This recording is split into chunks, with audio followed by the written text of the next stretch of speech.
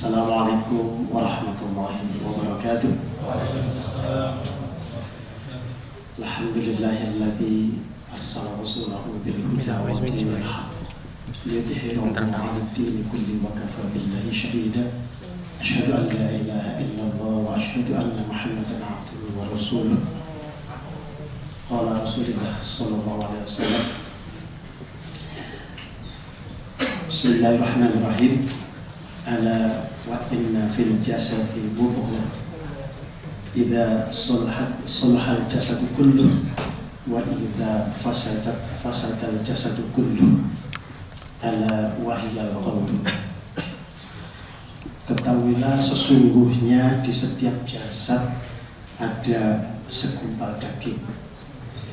Manakala segumpal daging tersebut baik, akan baik pula seluruh jasad, dan manakala segumpal daging tersebut rusak, maka berakibat rusak pula jasadnya. Ketahuilah segumpal daging tersebut adalah qalbun atau qalbun. Rawahul Bukhari wa Muslim. Jamaah Masjid Fatailah rahimahumullah. Satu hadis yang saya bacakan, saya kira hadis yang sudah sangat populer dan barangkali sudah banyak sekali yang sudah hafal tentang hadis ini. Namun demikian, saya terbesit sesuai dengan yang disampaikan oleh takmir, diminta untuk bicara tentang hati, dan sangat luar biasa. Saya beberapa hari ini membuka hadis dan Al-Quran. Rasanya ada banyak hal yang belum sama sekali saya pelajari, dan mudah-mudahan pada kesempatan kali ini kita sedikit mengupas hadis ini. Kapan kemudian hati kita disebut solahat dan kapan hati kita disebut fasadat? Ini menjadi suatu kriteria yang sangat banyak di dalam Al-Quran untuk kita bisa mempelajarinya. Satu hal yang kemudian saya coba, ada satu hadis Rasulullah juga, bahwa yang dilihat dan dinilai dari seorang di sisi Allah Azza wa Jalla adalah qalbun dan amalnya. Pada konteks ini qalbun disetarakan dengan amalnya. Innallaha la yanzuru ila suwarikum wa amwalikum walakin yanzuru ila qulubikum wa a'malikum.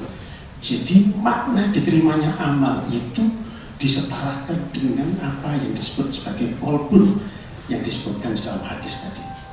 Konteks ini yang kemudian saya angkat bahwa inilah yang disebut sebagai qalbun solahat.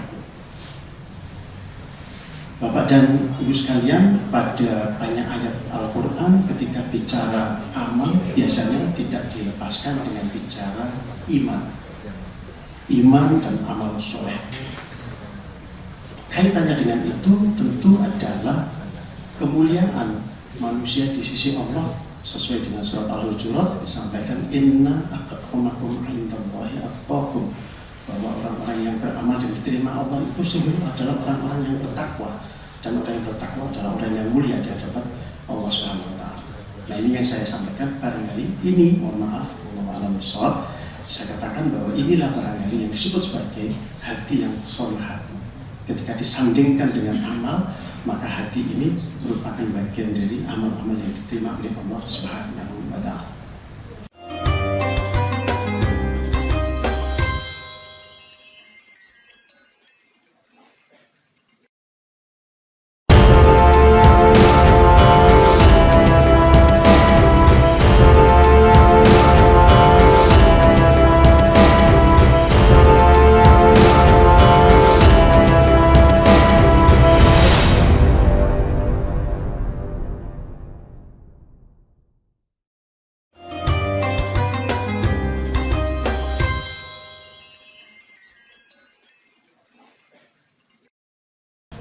Yang kedua, Bapak dan Ibu sekalian, juga saya coba angkat dari surat At-Taghabun ayat 11, disampaikan di situ, wa may yu'min billahi yahdi qalbah.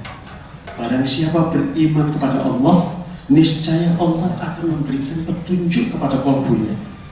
Berarti Bapak Ibu sekalian, iman dan kemudian hidayah pada qalbunya.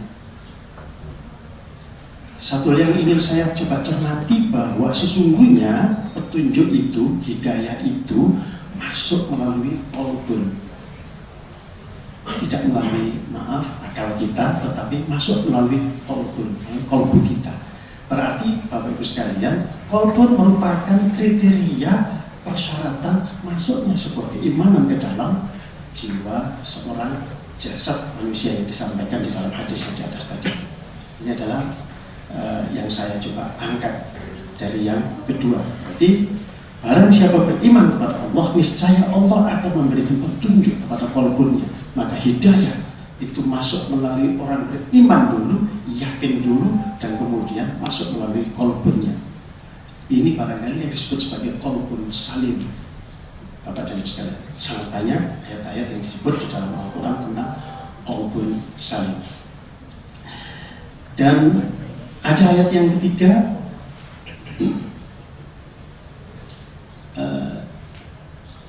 tadi Ustaz sudah membacakan, ya. Innallaha fi qulubihim maradun fazadahumullahu maradun. Ini adalah ayat ayat kelanjutan dari ayat yang disebutkan oleh Allah di dalam surat Al-Baqarah yang menyebut tentang penyakit hati yang disebut sebagai nifaq atau munafik. Dalam beberapa hadis disebutkan penyakit hati, Bapak dan Ibu sekalian, termasuk diantaranya ada riya, ada hasad, ada ujub, ada kibir atau takabur. Ini salah satu dari penyakit hati yang disebut sebagai nifaq atau munafik tadi disampaikan Allah di dalam surat Al-Baqarah. Jadi Allah memberikan penyakit dan menambahkan penyakit di dalam hatinya.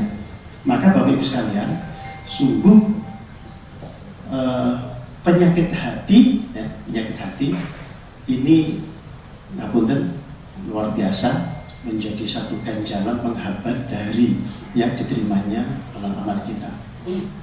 Saya teringat ketika kira-kira sudah 3 dekade yang lalu, pada saat saya masih mahasiswa, ada seorang pakar dari UGM, masih saya ingat namanya melekat di kepala saya. Beliau adalah Bapak Sohirul Alim.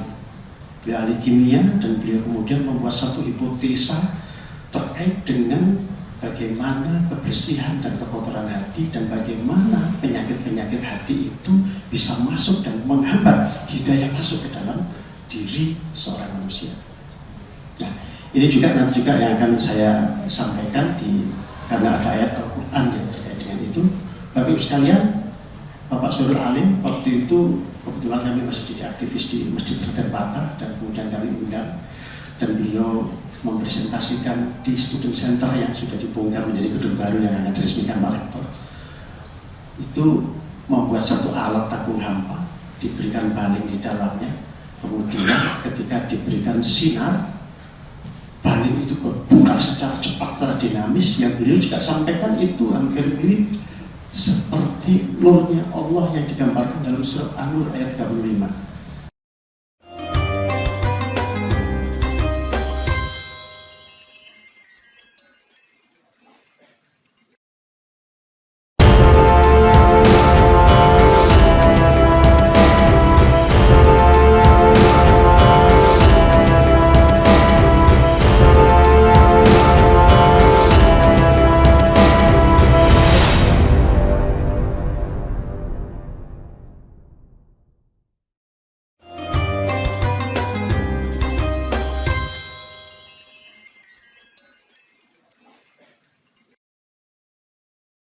Betapa nurnya Allah itu meliputi bumi dan langit, dan kemudian bisa menjadikan manusia yang terkena nurnya Allah berarti dapat hidayah itu menjadi dinamis dalam kehidupan di dunia dan di akhirat. Nah, kemudian dikaitkan dengan bagaimana penyakit hati, beliau mengungkap terkait dengan penyakit hati. Tabung tadi kemudian ditutup dengan jari tangan beliau, tertutup satu, kemudian lebih lambat. Tertutup yang kedua lebih lambat lagi dan tertutup keseluruhan, maka baling itu tidak bergerak sama sekali.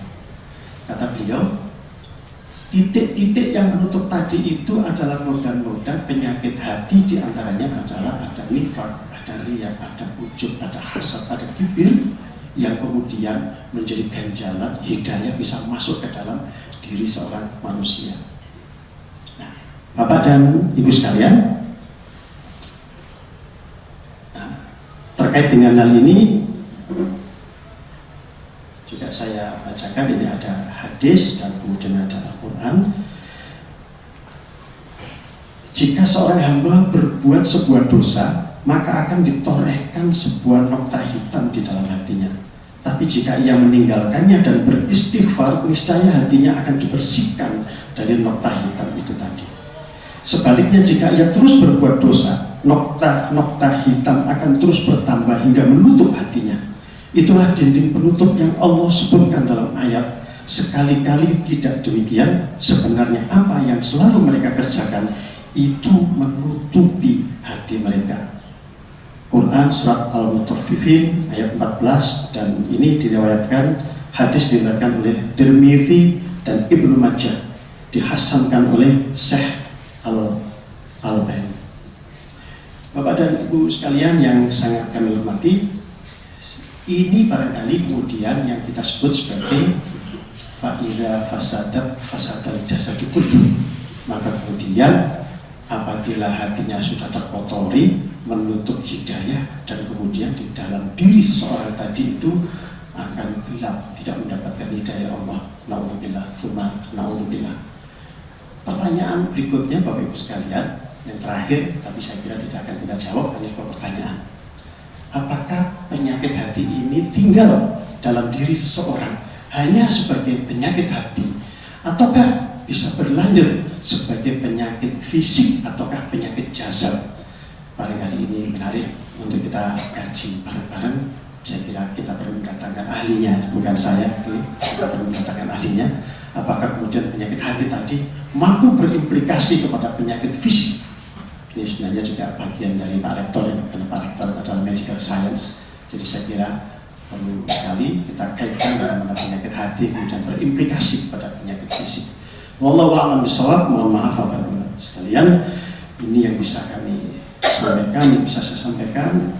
Dengan ketauhifan saya mohon ampun kepada Allah Subhanahu wa taala. Mudah-mudahan sedikit ini bisa menjadi bagian amal ibadah yang diterima oleh Allah Subhanahu wa taala. Akhirul kalam, billahi taufiq wal hidayah. Assalamualaikum warahmatullahi wabarakatuh.